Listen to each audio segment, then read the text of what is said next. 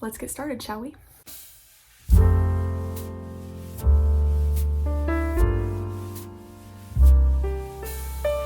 Hey guys, welcome back to the video. If you're new here, my name's Zoe and I'm so happy that you found my little corner of the internet where I love to talk about books. Today I figured it was time that I made a little facts video. So today I'm going to be giving you 25 facts about me, mainly bookish facts, but a few of them are just generally about me and my life, and I'm really excited for you guys to watch this and get to know me a little bit because I feel like I haven't really shared anything about who I am yet. So let's just get into all the different facts.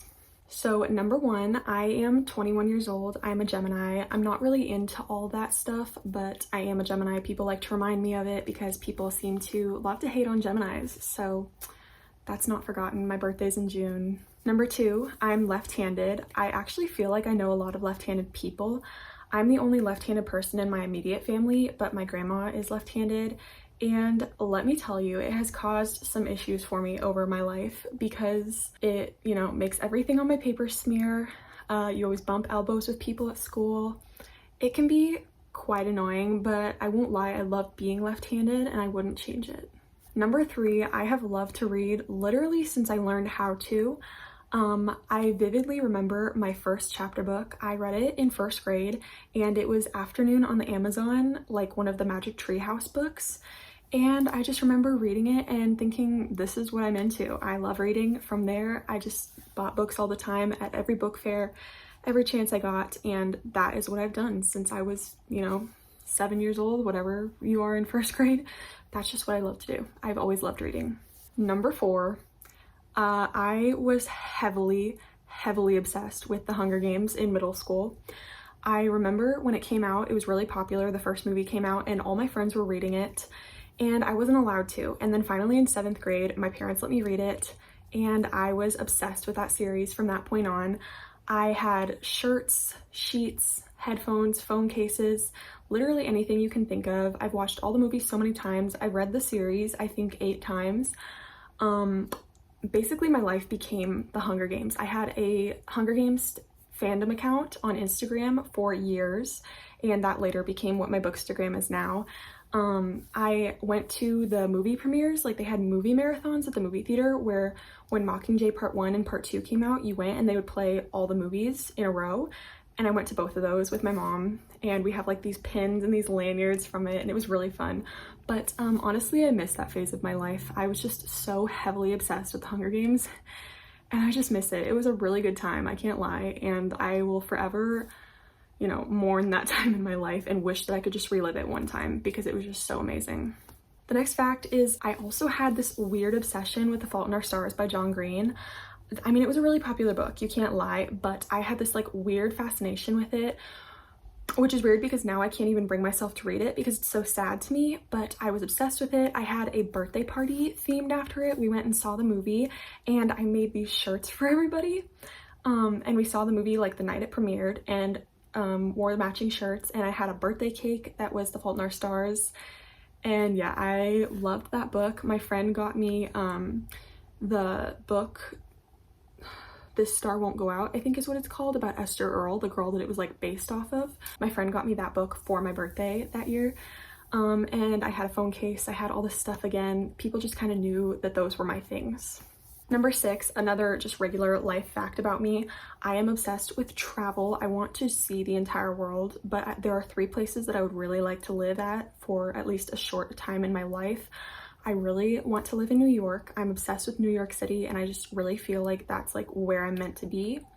I want to live in Hawaii at some point and I would love, fingers crossed, to live in Italy for a while.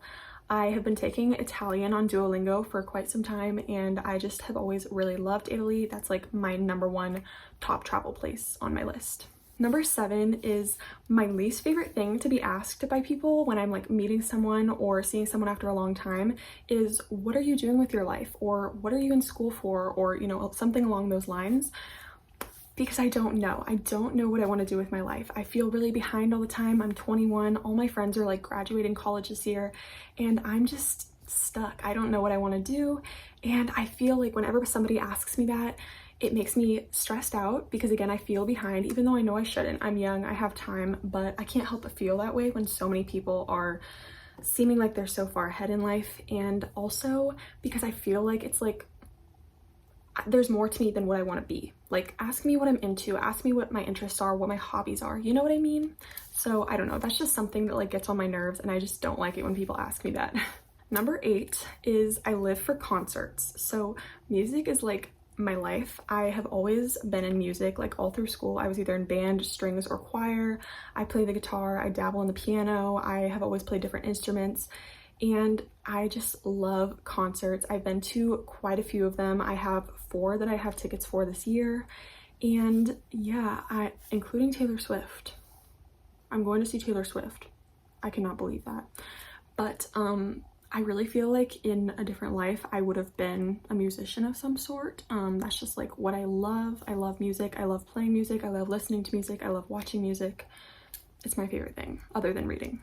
Number 9, I also love musical theater. So I kind of like to think of myself as like a long lost theater kid, because I only did one musical when I was in 5th grade. I did Mulan, and then I never did another one as badly as I wanted to because the audition process scared me because I was a shy kid. I still am shy now, and I would always go to the musicals at my school and stuff and watch them and wish that I was in them.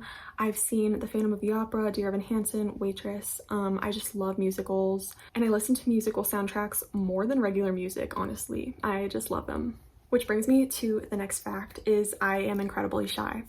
I have actually been told before by people that became my friends that they thought that I was rude or standoffish, but it's just that I am so incredibly shy that I like don't talk to people until I get to know them, and it's made it a little hard to make friends at times in life, but it's who I am. I'm trying to work on it, trying to work through it and become more outgoing, but I am definitely an introvert and I am shy. The next fact is I hate being asked to pick a favorite book because that's like being asked to pick a favorite child.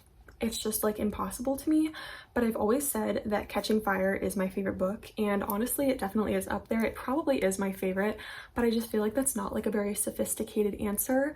But after reading Tomorrow and Tomorrow and Tomorrow by Gabrielle Zevin last year, that is definitely in the running now. I would say it's almost tied for Catching Fire, other than that Catching Fire has like this nostalgia for me, so it still beats it, but those are my 2 favorite books if I had to choose.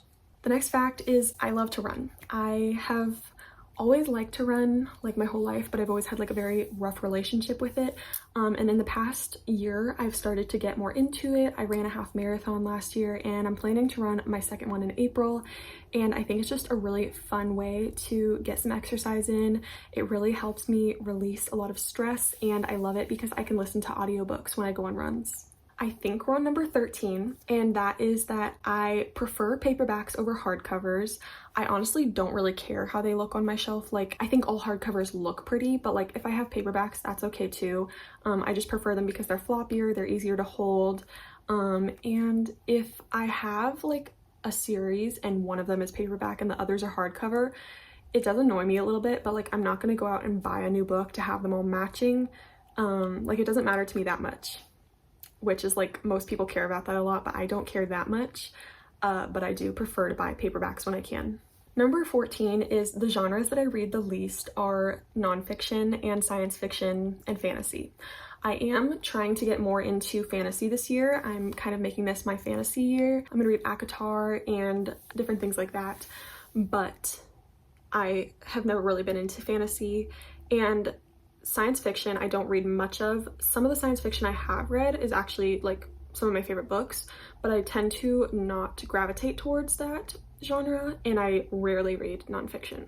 Number 15 is I've only ever met one author. I wish I could meet more, but I met one. I was in 1st grade, so I hardly remember it, but I met Jonathan Rand. He signed some books for me. He is the author of American Chillers. If anybody's ever read those, I loved them when I was little. And yeah, I remember it being a good, fun experience, but I wish I could meet more authors, especially now that I can actually remember things because I'm older. Number 16 is I typically read at all times. Like, I don't really watch much TV or movies because I have a really short attention span, which actually kind of makes it hard to read sometimes because my attention span can tend to be short for that too, unless it's like a really, really good book. But yeah, I typically read over anything else when I have free time. Number 17 is some of my favorite authors who are also auto-buy authors for me are Suzanne Collins, Morgan Matson, John Green, TJ Klune, Becky Albertalli, just to name a few. I love those authors. I have all of their books. I love all of their books, and I'm a big fan of all of them. Number 18, I cannot read in the car. I get too car sick. I have to like look forward at all times when I'm in the car, when I'm on the road. I just cannot read ever. It makes me sad because I always think about how much reading I'm missing out on getting done on long car trips, but it just does not work for me. Number 19, I like going into books blind when I can. I prefer to know less information about them. The less information, the better. I just really like being surprised and not having any influencing opinions before I read a book. Number 20, I never read a hardcover book with the dust jacket on it. I have to take the dust jacket off because I like to keep it nice and I just don't like how it like slips around when you're reading it. Number 21 is I am afraid of lending books to people because I've had some bad experiences where people have returned them very damaged. So I tend to avoid lending them when I can, unless I really, really trust that person, which kind of makes me feel bad, but like I've had bad experiences, so I can't do it anymore. Number 22 is I like all forms of books. I read physical, ebook, audiobook, all of it, but my favorite is physical books, especially when I can own the book and I can annotate it or do what I want with it. Number 23 is kind of weird. I'm like very weird about buying books. I have to get them like in perfect condition. If it comes in the mail and it's like beat up in any way, I typically will get a new copy because I like to keep my books looking really nice and pretty on my shelves. I kind of hate how I like am such a perfectionist about treating my books because I kind of wish I could just have like books with cracked spines and, you know, all this writing in them and stuff. But I just like having them looking pretty, and I'm trying to find a happy medium where I can, you know, let myself have a little more room to not treat the book so perfectly, but I'm trying to find that happy medium, but it's taking time. Number 24 is I basically never cry when I read, which is weird because I cry a lot. I'm definitely a crier. I cry over every little thing in life, but I've only ever cried over 4 books that I've read. So I feel like that's kind of weird. I do feel all the feelings when I read it. I feel all the emotions. I get sad, I get happy, whatever, but I don't cry. It's weird. And number 25 is sometimes I get a little nervous about sharing my opinions about books, whether it's on here or with a friend or Bookstagram, whatever, because I'm afraid of somebody disagreeing with me and either loving a book that I hated or hating a book that I loved, which would just like hurt my heart so bad. So I get a little nervous, especially when it's like a controversial book. I tend to avoid talking about it. That's just how I am. And also a bonus fact, in case anybody's wondering, I am a Swiftie. I love Harry Styles, among many other artists. I love Taylor Swift, Harry Styles, Shawn Mendes, Sam Smith, Ben Platt, Phoebe Bridgers. I kind of have a very broad music taste. Lizzie McAlpine. I don't know. There's lots of different artists that I like, and I just felt like I should mention that, even though that wasn't one of the 25 facts, because I love knowing people's music tastes, so I figured I should share mine. Anyway, so those were the 25 facts about me. I hope you had some fun getting to know a little bit more about me and about my bookish opinions. If you want to share any facts you have about yourself and how you are with books, I'd love to hear them below in the comments, or you can connect with me on my Bookstagram, which I will also link below.